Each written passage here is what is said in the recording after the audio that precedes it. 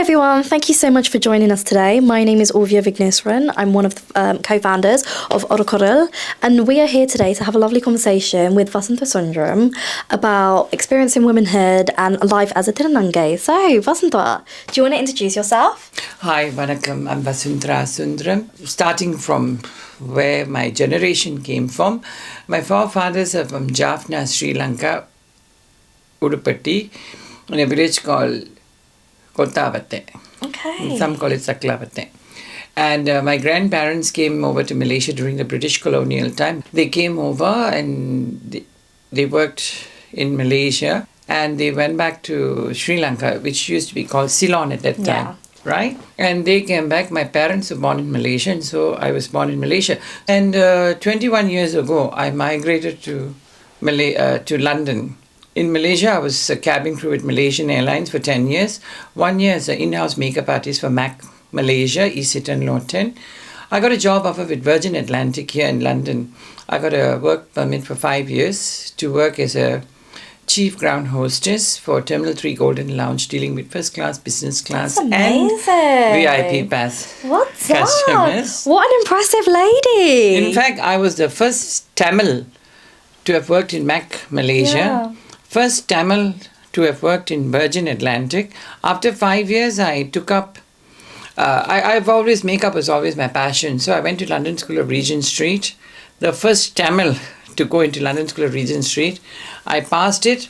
I got a job with Christian Dior as an in-house makeup artist. That was also the first Tamil to have got that position. I worked there for 10 years, and then, as age goes by, your preferences change, your likes change and all. I was so passionate towards empowering women, to be a voice for those women who don't have a voice. Hence the reason I volunteered for this organization called Crossroad Women's Center. That's a very reputable organization funded by the Queen Mother, the late Queen Mother herself. I was so passionate under this organization called Women Against Rape, and under their banner there's this LGBT. Being a transgender, I was active in these both parties. And they saw my potential and they sponsored me. I got a scholarship to do advocacy. Amazing. What else more? Advocacy for women's human rights, and an activist for the Tamil Thirunangai community, transgender community. Bharatanatyam has always been my passion. I took up Bharatanatyam at the age of 7, and I'm still into Bharatanatyam. I'm a performing artist and a dance teacher. Yeah. So these are the two things. And both this field that I'm in, I'm passionate towards it. So today I'm in advocacy for women's human rights. I'm with Brand Council here. I run my own dance school, which I teach senior students, where students are going for the Arangetram and performing students. They learn the item, they come to me, and I concentrate on their Navarasas, 9 expressions, Navarasa Bhavas. So they bring an item, I put it on to them, the expressions, and go. And as an advocacy for women's human rights, I take in clientele who can't afford to pay. Yeah. And I'm doing it full on charity. And those who can pay, it's a different story. I do it commercially outside. And those who can't afford, they come and tell me their story, and I find the facts and the supporting evidence. Once I'm convinced, I take the case. Yeah. And I've won all my cases so far. So, a Tamil Olivia Pope, ladies and gentlemen. So, a lot of firsts from you is what I'm hearing. And I think that's amazing, especially as a Tamil woman, a Tamil Thirunangai, most importantly. I think it's amazing that there's so many firsts that you are conquering. So, I'd love to dig into your advocacy work with the LGBTQ plus community within your charity and your advocacy work for women. So, tell me more about that. Like, basically being a Tamilian, Tamil-speaking Tamilian, my heritage is from Sri Lanka, but we are still Tamilians. Yeah. Whether you come from south of India, you're Tamilian. You come from Sri Lanka, you're Tamilian. We're all Tamils. I agree with that. We're all one. And furthermore, what the government has seen, she speaks fluent Tamil and she speaks fluent English. So 99.9 cases, I get all Tamil women-related domestic violence, rape, marital rape, abuse, all that stuff and everything I get. The thing of being an advocacy for women's human rights, when it comes to the Tamil community, there are people who appreciate what I do, but there are people who's nothing got to do with that that case, Yeah. they'll come and say, I'm poking my nose into other people's family. Yeah. I'm poking my nose into other people's matter. Hasn't she got better things to do in life? Why is she being a busybody? And, all that things I do get. But then at times he used to annoy me, but now I just couldn't be bothered, because if you want to help betterment a woman who is a victim to betterment her life, please come forward. Yeah. When you know there's someone coming forward to help her without even charging her a penny, it's my own free time. And I have to absorb all the information. And there are people who try to slag you off. Yes. They don't want to help. And those who come forward to help, they put all these criticisms on me. Yeah. So we go through a lot just because I'm passionate towards it, and I want, every woman should have a voice. For those women who don't have a voice, I would like to be. And I encourage a lot of Indian women to come forward and get into this profession. It's very interesting. Yeah, I think this is a testament for all Tamil women, because I think one thing that we really lack as a community is that sense of community. Certainly. I think we lack, especially as women, I think we lack that community in womanhood. And I think that what you're doing is so important, being that voice and being an advocate for other women and empowering other women to be able to use their voices. And I think that's what Urukurul is all about. It's about empowering everyone to create one voice so that we can create the change for our community that we want to see. It really frustrates me and saddens me in today's Tamil society. They feel it's okay if a husband hits a wife. Like what they say in Tamil, Katna Purushan dane, avan dane adichan, it's okay. Or they will say the woman deserves the beating because she talks too much. Ava romba vaai pesra, avalukku adi dhaan kudukano. Then you won't believe the in-laws will be watching the girl being beaten up and nobody says anything. And even till today, they feel like, in this recent case, I spoke to the victim's mother-in-law. She said, oh, even my husband used to hit me. What is wrong? Because a husband and wife in a marriage, I've only heard in a marriage, love and romance are there in a marriage. But I never heard of beating and abusing in a marriage. So it's okay. It's generational trauma. So it's generation trauma, and even like today's new generation feels it's right, because I say it's not right. We have to break that chain, the cycle, the chain. We have to break it. Even if a wife, I'm being very blatant here, so no point of being shocked. Even if if a husband catches the wife having an extramarital affair, he can obviously confront her. He can go for divorce, but he has got no right to hit her. Not only a man hitting a woman or even a woman hitting a man, no one can raise their hand and commit physical abuse to anyone. Whichever country you go, there is a law that protects human from being physically abused, mentally abused, verbally abused. This is all form of abuse. Yeah. So I feel that if you can talk to a person, talk sense to a person, you can talk amicably. But there's no reason for a man to hit a woman. Yeah. I'm totally, deadly against it. Yeah.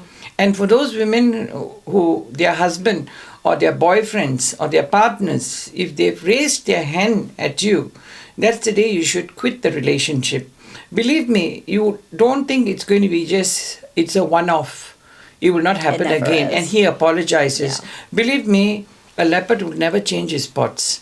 This time he's hit you, you've survived. Next time, you won't even be alive to tell the story. Because when a man hits a wife or a woman, that shows he has got no respect for her at all. So what's the point in being in a relationship when you know your partner's got no respect for you? Yeah, I agree. And I think it also says a lot about their character and their kind of insecurities. Certainly. Because I think for me personally, it would take a lot for me to hit someone that is half my size. Like they'd have to really, hurt my feelings and make me feel insecure. And I think a lot of men need to look at themselves and think, what is it that makes me feel so insecure that I feel the need to attack someone who can't defend themselves? Certainly. But you must understand, when a man hits a woman, his wife, he's not only hitting her physically, he's hitting her emotion, her self-confidence, her soul. Yeah. Exactly. Right? Her self-esteem. He's hitting all that. Yeah. So this violence behavior towards from a man to a woman, because I'm sorry about men who gets beaten up by women. So that's why the cameraman Abby told me, what about us? Huh? I said, well, if any women hit you, go look for advocacy advocacy for men's. You heard it here, ladies and gentlemen. So he said, where shall I go for? I say, go Google it. So I can't focus on everything. I can only focus on, I don't want to be jack of all trades and master of none. I like to only focus on this womanhood and transgender.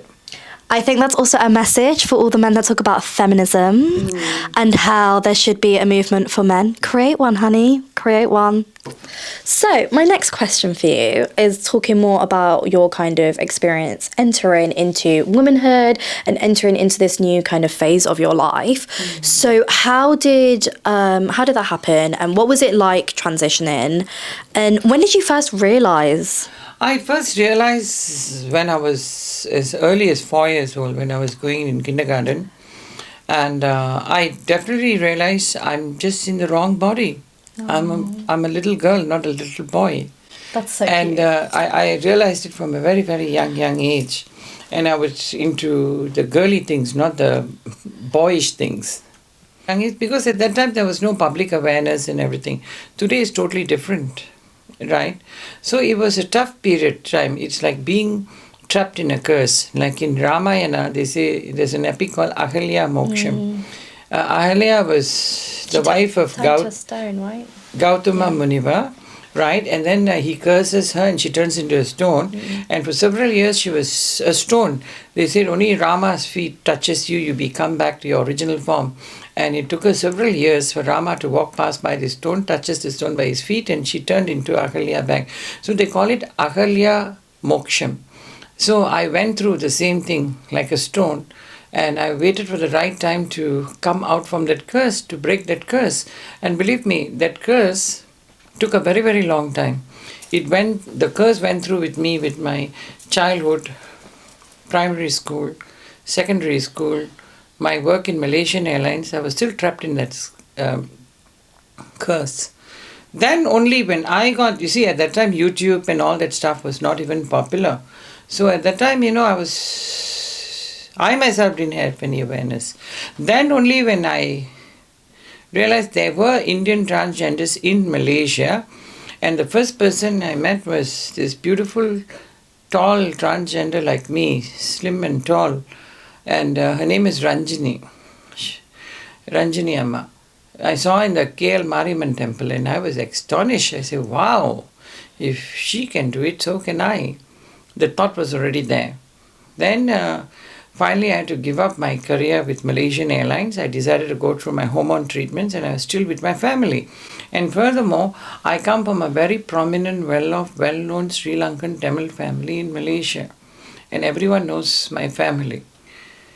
And I just daringly went through my hormone treatment without my parents' knowledge. So this is a sacrifice I had to do to achieve my Ahalya Moksham.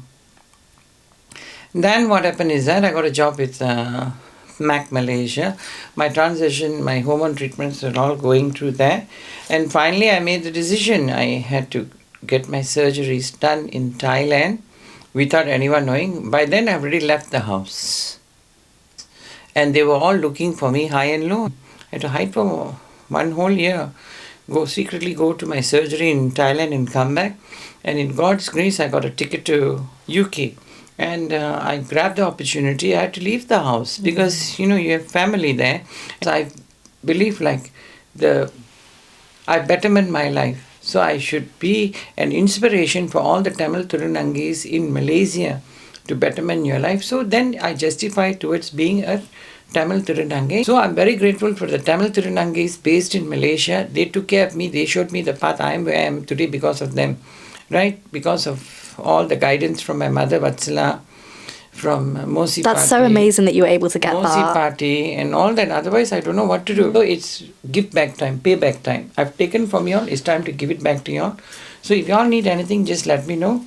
Alive in UK is waiting for you. So think about your future.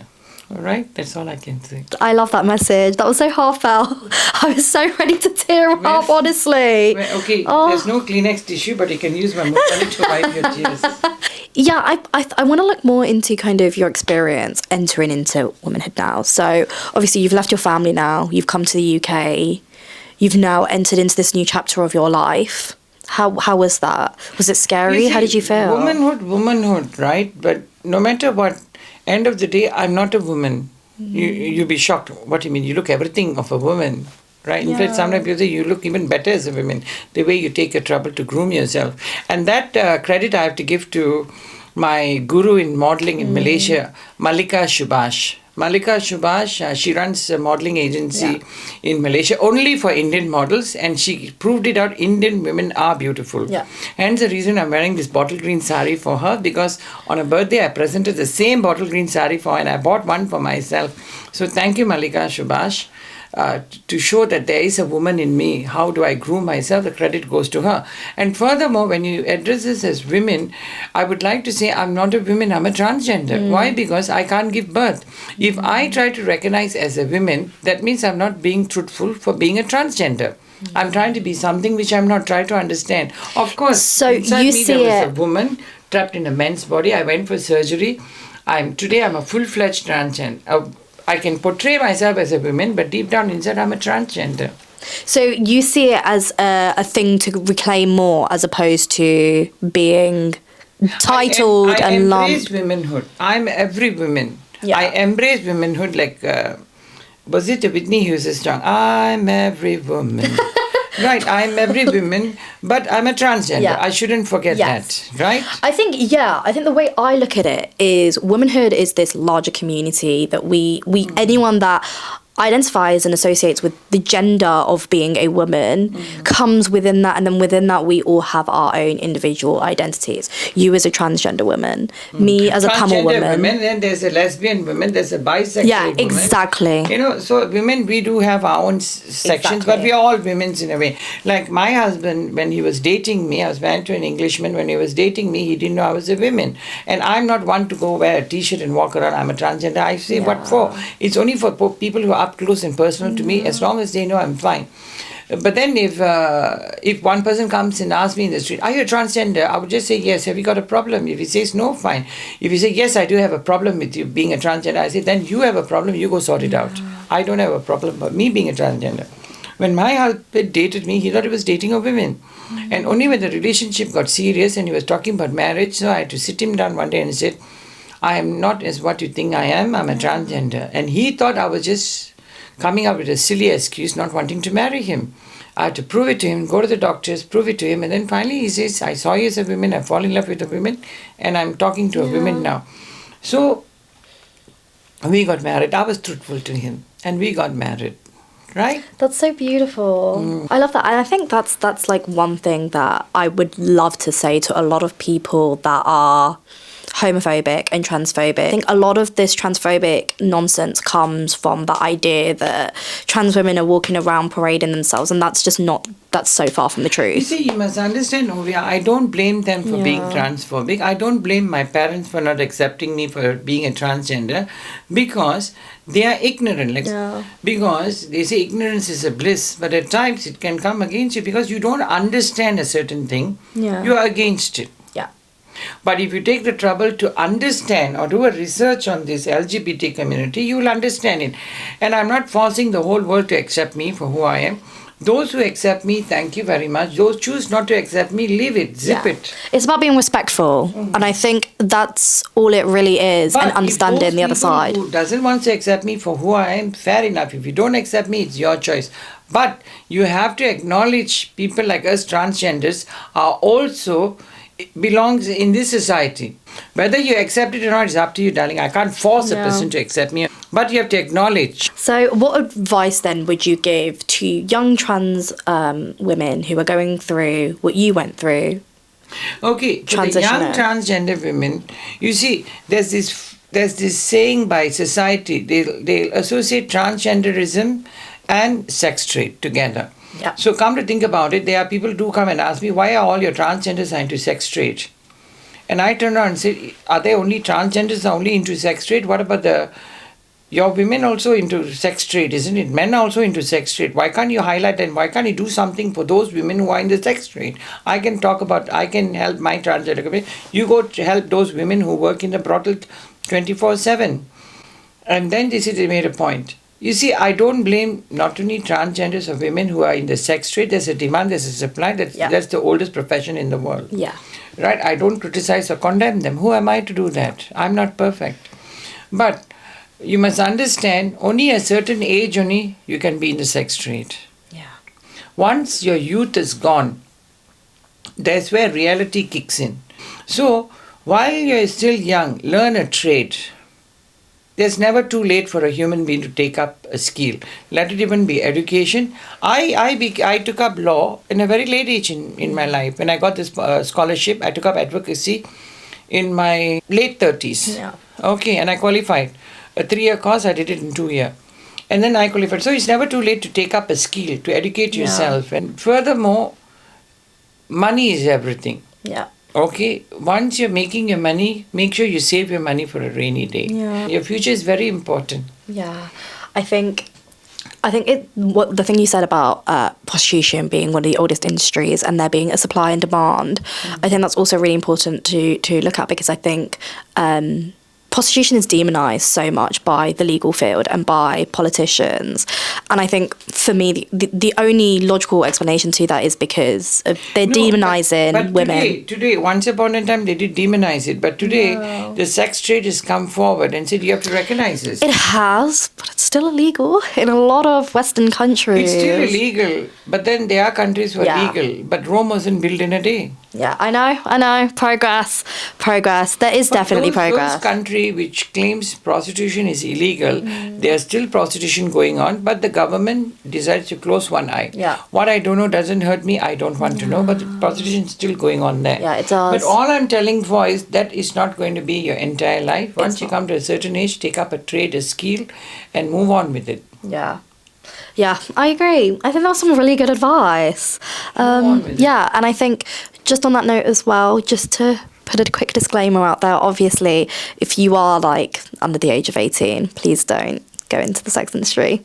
Just a disclaimer. I mean, that's obvious. No, don't get me wrong. Yeah. I'm not encouraging whether transgenders and women to get into the sex trade, but I don't discriminate them. I never did discriminate them. Yeah. But think about your future. You can't be doing I think this for long. it's safety over everything, right? You have to ensure that you always have a safety plan, because things can go wrong. Safety net. Things can go wrong. Like today, I planned my life until the day of my retirement. Anyway, after retirement, until I hit the bucket, when I go to grave, my life is all well planned.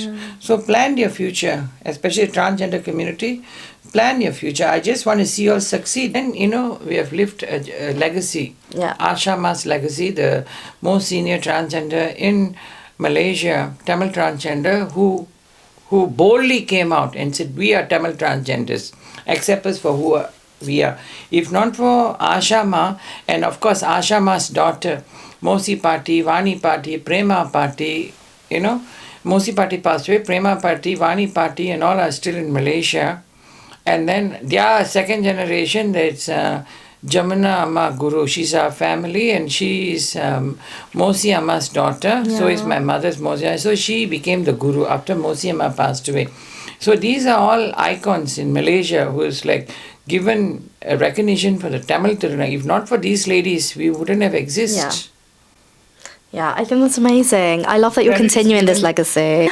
Well, thank you so much for doing this interview with us, Vasunthra. It's my honor, it's my pleasure. Thank you very much for Honestly, it was absolutely amazing. And I would like to say I've got a fan flow with my Coffee with Vas program.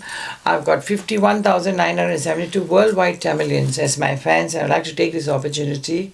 If I said anything wrong in all my previous interviews, and please have the heart to forgive me. And I'm going to say to each and every one of you, as much as you appreciate me and love me, I always appreciate and love you. And every morning I do my meditation.